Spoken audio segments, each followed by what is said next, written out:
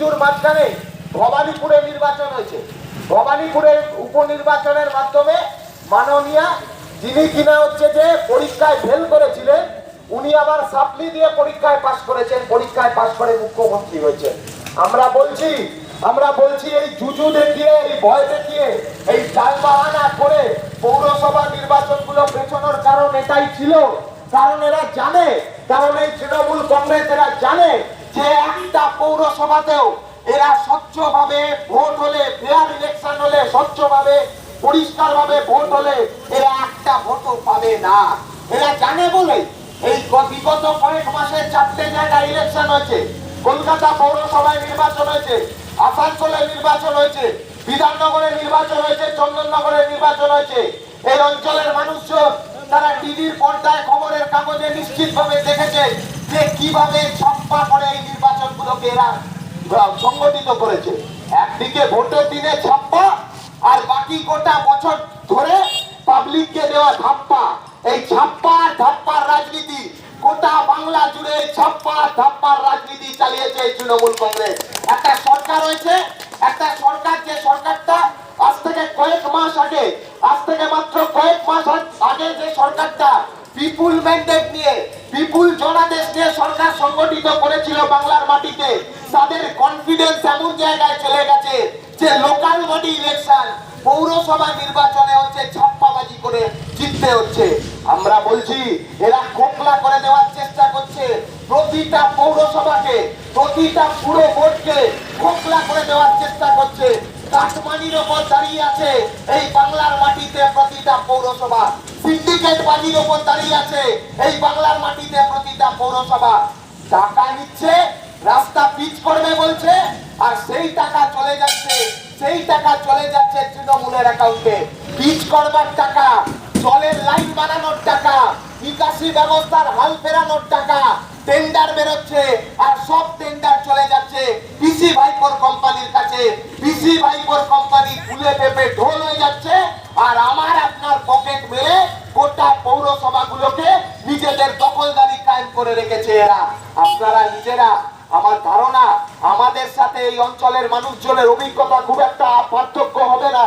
সকালবেলা যখন বাজারে যান, নিজেরা খেয়াল করে দেখবেন, যখন বাজারে যান তখন হাতে যে ফাঁকা থলিটা নিয়ে যান আর পকেট ভর্তি টাকা নিয়ে যান, বাজারে যাওয়ার 2 ঘন্টার মধ্যে আপনার থলি, আপনার বাজারের থলি 20% ভর্তি হয় না, কিন্তু পকেটের টাকাটা 100% খালি হয়ে যায়। আমরা অনুরোধ করব, সাথে করে যে কোনো তৃণমূলের নেতাকে সাথে নিয়ে যান, দেখবেন তৃণমূলের সেই নেতার 2 ঘন্টা বাজার করবার পরে গোটা বাজারের থলিটা 100% ভর্তি হয়ে যাবে, কিন্তু পকেটটা তার 20% খালি হবে না। এই দালালি, এই গুন্ডাগিরি, এই সিন্ডিকেটবাজি, এই কাটমানির ওপরে ওদের বাজার হয়, এই কাটমানির ওপরে ওদের সংসার চলে। আমরা বলছি এই ভাওতাবাজি আর চলবে না। কোনো কথা বলতে যাবেন, এমন একটা সরকার হয়েছে, এদের কাছে কোনো কথা বলতে যাবেন যে ওটা হচ্ছে না, এটা হচ্ছে না, এটা করতে হবে, সেটা করতে হবে, তখন বলবে না না কিচ্ছু করে দেবো না ভাই, লক্ষ্মীর ভান্ডারে 500 টাকা দিয়ে দিচ্ছি, আর কোনো কথা বলো না। এখন যে কটা প্রশাসনিক মিটিং হচ্ছে, টিভিতে যে কেউ দেখতে পাবে, যে কটা প্রশাসনিক মিটিং হচ্ছে, যে কটা জনসভাতে মাননীয়া মঞ্চের এপার থেকে ওপার নাচতে নাচতে হাতে মাইক নিয়ে ভাষণবাজি করেন, প্রত্যেকটা জায়গায় মানুষ কিছু চাইতে গেলেই একটাই বাতেলা, একটাই ডায়লগ, লক্ষ্মীর ভান্ডারে 500 টাকা দিয়েছি, 2 বছর কোনো কথা বলবে না। সবুজ সাথীতে সাইকেল দিয়েছি, 2 বছর কোনো কথা বলবে না। কন্যাশ্রীতে বালা দিয়েছি, 2 বছর কোনো কথা বলবে না। আরে মশাই, কথা তো বলতেই হবে, কারণ এই সরকারটা জানে না যে 2 মাস বাদে আর লক্ষ্মীর ভান্ডারের 500 টাকাটাও দিতে পারবে কিনা। একটা দেউলিয়া হয়ে যাওয়া সরকার, একটা দেউলিয়া হয়ে যাওয়া পৌর প্রশাসন, যে পৌর প্রশাসন আপনার কাছে, আপনার বাড়ির দোরগোড়ায় উন্নয়ন পৌঁছে দিতে পারে না, যে পৌর প্রশাসন আপনার বাড়ির দোরগোড়ায় পৌর পরিষেবা পৌঁছে দিতে পারে না, কিন্তু কি পৌঁছে দিতে পারে না, বৃষ্টি হলে কোমর অবধি জল পৌঁছে দিতে পারে। দুয়ারে সরকার, দুয়ারে মদ, এইসবের পাশাপাশি নতুন প্রকল্প চালু করেছে দুয়ারে সাঁতার। একটা পৌরসভা সুইমিং পুল করার দরকারই নেই ঝাড়গ্রামে, কোনো বৃষ্টি পড়বে দুয়ারে সাঁতার প্রকল্প চালু করে দেবে। এই হচ্ছে এদের সিমবাজি। ডিমবাজির ওপর দাঁড় করিয়ে হচ্ছে যে একটা পৌরসভা চালাচ্ছে। লক্ষ লক্ষ পদ, হাজার হাজার শূন্য পদ পৌরসভাতে, তারা চাকরি পাবে। বাইরে থেকে আশপাশের জেলাগুলো থেকে লোকজনকে ভাড়া করে আনছে, যাদেরকে ভোটের দিন হচ্ছে যে বুথ দখল করতে পাঠাবে, তাদেরকে কন্ট্রাকচুয়াল বেসিসে হচ্ছে পৌরসভাতে চাকরি দিয়ে দিচ্ছে। আর আমার আপনার পাড়ার ছেলেমেয়েরা, যারা পড়াশুনো করেছে, যারা গ্র্যাজুয়েশন পাস করেছে, যারা MA পাস করেছে, যারা MPhil করেছে, উচ্চ শিক্ষা লাভ করেছে, তারা বেকারত্বের অন্ধকারে ডুবে যাচ্ছে। আসলে এই গোটা ভারতবর্ষ জুড়ে, এই গোটা বাংলা জুড়ে বিজেপি আর তৃণমূল একসাথে এক হয়ে বেকার ম্যানুফ্যাকচারিং হাব তৈরি করতে চায়। তার কারণ এরা জানে বাংলার মাটিতে যদি বেকার না থাকে তাহলে তৃণমূল পার্টিটাও থাকবে না। বাংলার মাটিতে যদি বেকার না থাকে তাহলে বিজেপি পার্টিটাও থাকবে না। তার কারণ বেকার না থাকলে ভোটের আগের দিন রাতে হাতে 500 টাকা 1000 টাকা গুঁজে দিয়ে আর পকেটে মদের বোতল পুড়ে দিয়ে ভোটের দিন ইলেকশনের দিন ছাপ্পাবাজি করবার লোক পাওয়া যাবে না। বেকার না থাকলে মাথায় জয় শ্রীরামের ভেট্টি পরিয়ে পাড়ায় পাড়ায় দাঙ্গাবাজি করতে পাঠানো যাবে না। আর সেই কারণে এই বাংলার যুব সমাজকে, এই বাংলার ছাত্র সমাজকে বেকারত্বের অন্ধকারে এরা ডুবিয়ে রাখতে চায়। এরা চায় যে এই বাংলার মাটিতে শিক্ষা ব্যবস্থাটাকে লাটে তুলে দিতে। আপনারা দেখবেন ঝাড়গ্রাম রাজ কলেজে তখন হচ্ছে আপনারা এই অঞ্চলের মানুষজন বা এই ঝাড়গ্রাম শহরের মানুষজন তারা যখন উচ্চ মাধ্যমিকের পরে একটা চকচকে মার্কশিট নিয়ে কলেজে ভর্তি হতে যায়, এলাকার গুন্ডারা কলেজের সামনে দাঁড়িয়ে বলে দেয় ভর্তি হতে পারবে না, তোমার মেধার ভিত্তিতে, তোমার মার্কশিটের ভিত্তিতে ভর্তি হতে পারবে না, ভর্তি হতে গেলে তোমায় তোলাবাজির টাকা দিতে হবে, ভর্তি হতে গেলে তোমাকে কাটমানি দিতে হবে, সেই কাটমানি দিয়ে হচ্ছে তুমি ভর্তি হতে পারবে। এই কাটমানির টাকায় কাউন্সিলরদের বিলাসবহুল গাড়ি আসে, এই কাটমানির টাকায় কাউন্সিলরদের বাড়িতে বাজার হয়, এই কাটমানির টাকায় গোটা বাংলা জুড়ে এই অপশাসন চালানোর স্পর্ধা পায় ওরা। আমরা বলছি অনেক হয়েছে, আর না। আমরা বলছি কাটমানির এই স্ট্রাকচার, ভাওতাবাদীর এই স্ট্রাকচার, যে স্ট্রাকচার করে এরা বাংলার মানুষকে ঠকাচ্ছে, এই স্ট্রাকচার আমরা ভাঙবো। যখনই কিছু বলতে যাবেন বলবে বিজেপি চলে আসবে, চুপ বিজেপি চলে আসবে, তৃণমূলই বাঁচাবে, শুধু বাংলাকে, মমতা ব্যানার্জিকে ভোট দাও, তৃণমূলকে ভোট দাও। আরে মশাই, বিজেপি আর তৃণমূল আলাদা নাকি? বিজেপির পার্টিটা তো এখন তৃণমূলের পার্টি অফিস থেকে চলে। বিজেপির প্রার্থী তালিকাটা তৃণমূল ভবন থেকে পাস হয়ে আসে, আর তৃণমূলের প্রার্থী তালিকাটা দিল্লিতে বিজেপির অফিস থেকে পাস হয়ে আসে। ওই জন্য একটা প্রার্থী তালিকা বার করলে তার পরের দিন প্রার্থী তালিকাটা আবার বদলে দিতে হয়। আজকে প্রার্থী একজন থাকে, সেই প্রার্থী মার্কেটে নেমে আবির খেলা শুরু করে দেয়।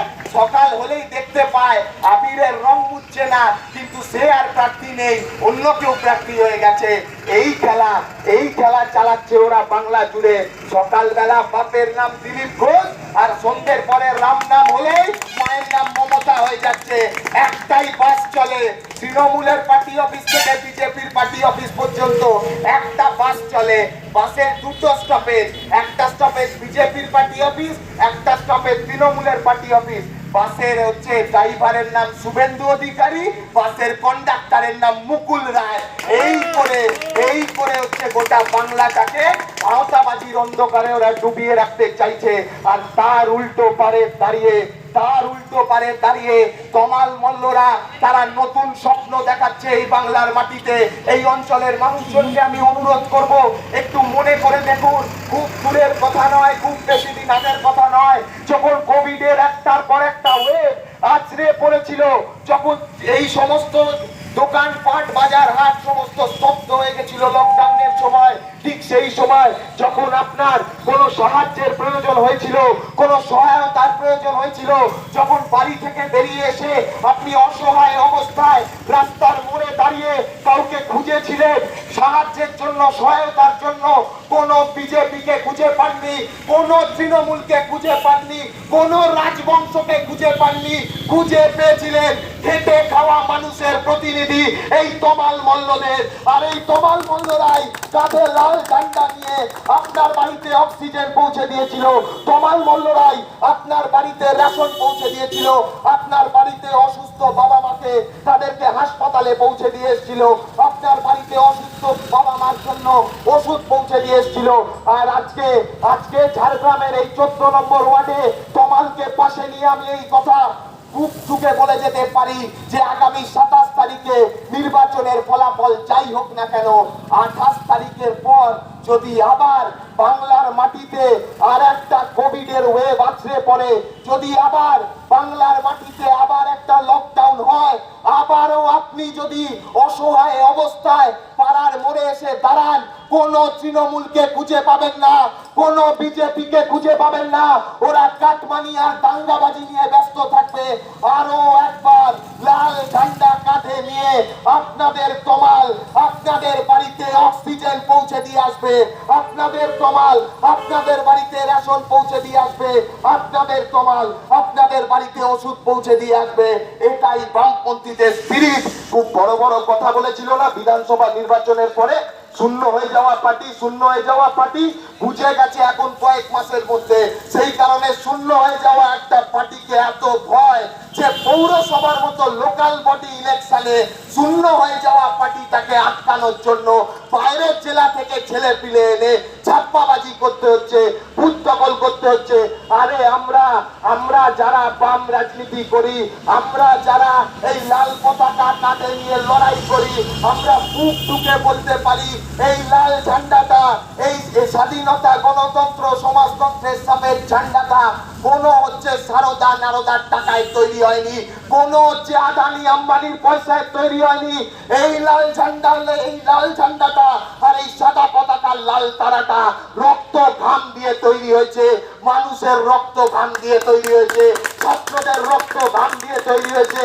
তাই রক্ত ঘাম দিয়ে তৈরি হওয়া ঝান্ডা আমরা যারা বহন করি, আমরা বলতে পারি শূন্য হতে পারি, কিন্তু মানুষের প্রতি কমিটমেন্টের প্রশ্নে, মানুষের প্রতি মানুষের ভরসা অর্জনের প্রশ্নে 100% ছিলাম, 100% আছি, আর 100%ই থাকবো।